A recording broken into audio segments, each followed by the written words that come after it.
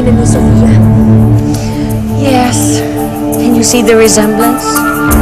Pareho kaming maganda, matalino, at palaban. Hindi kami nagpapagamit sa mga oportunistang katulad mo. Si Sofia ang oportunista. Siya ang manggagamit dahil ginamit niya ako para sirain sila Michael at Eliza. Tanga ka naman. Nagpagamit ka, hindi ba? At saka bayad ka. So what are you complaining about? Ba't di mo na lang kasi tinanggap ang pera, inilayo mo na lang ang anak mong may sakit? Patay na ang anak ko. Kaya wala nang dahilan para manahimik pa ako. Ganon. Pwes, bibigyan kita ng dahilan para manahimik.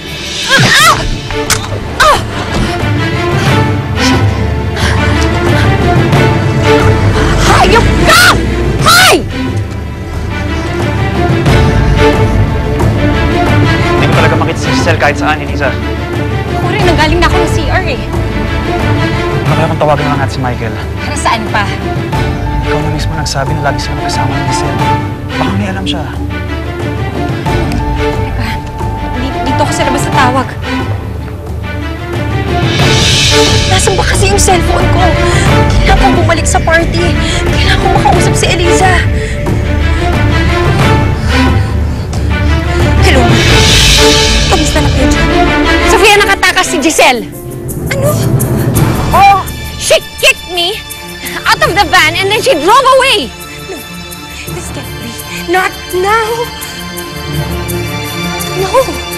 Ma'am, wala na po si Ma'am Eliza. Nakalis na po siya.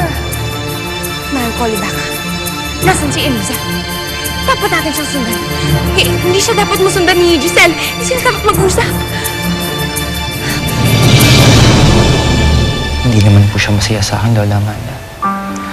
At aminado ho ako na halos lahat ng hirap na dinanas niya may kinalaman sa akin. Ay naku, nagkataon lang yun. Alam mo naman, yun ang gusto mangyari ni Sofia. Wala nang ginawa si Sofia kundi kumuha ng paraan para mawasak yung pagsasama ninyong mag-asawa. But now, she's getting married. Siguro naman malalagay na siya sa tahimik. At tatantanan niya kayo. Mangyayari lang ho siguro yun kung hindi na kami magkasama ni Eliza. Gusto ko na ho siyang matahimik. Hindi ko na ho kaya na nakikita siya nahihirapan at nasasaktan. It is because mahal mo pa rin ang apo ko. Lola, kailangan ko na hong lumayo. Kailangan ko na hong umalis. Kung kailangan mong gawin ko to para maging masaya si Eliza, gagawin ko ho yan. Aalis ka, Daddy. Sasama po ko sa'yo, Daddy. Ako walang signal eh. Paano natin hanapin si Giselle? Wala. Nandito lang yun. Alam ko nandito lang yun dahil... Giselle! Ano ka ba? Saan ka ba nang galing? Kanina ka namin nahanap. May nag-brown out, may umatak sa akin palabas.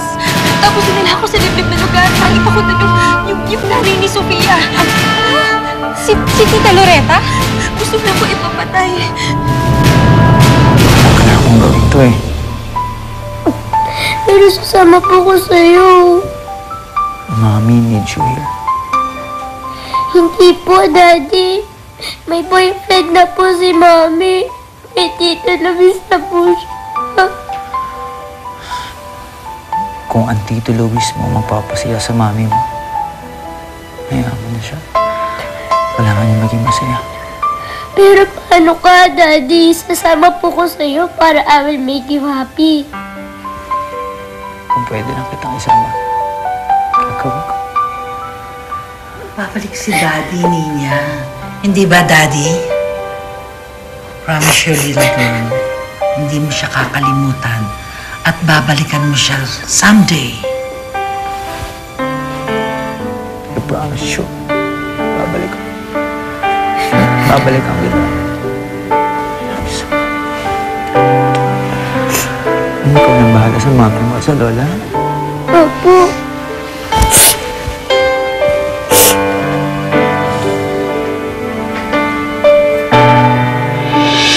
Bakit? Dahil pumunta ako dito para sabihin sa'yo lahat ng buong katotohanan. Walang namagitan sa amin ni Michael, Elisa.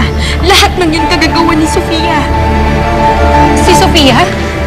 May kinalaman dito si Sofia? Oo. Binayaran ako ni Sofia para lumapit kay Michael. Binayaran niya ako para palabasin na merong namamagitan sa amin pero wala talaga.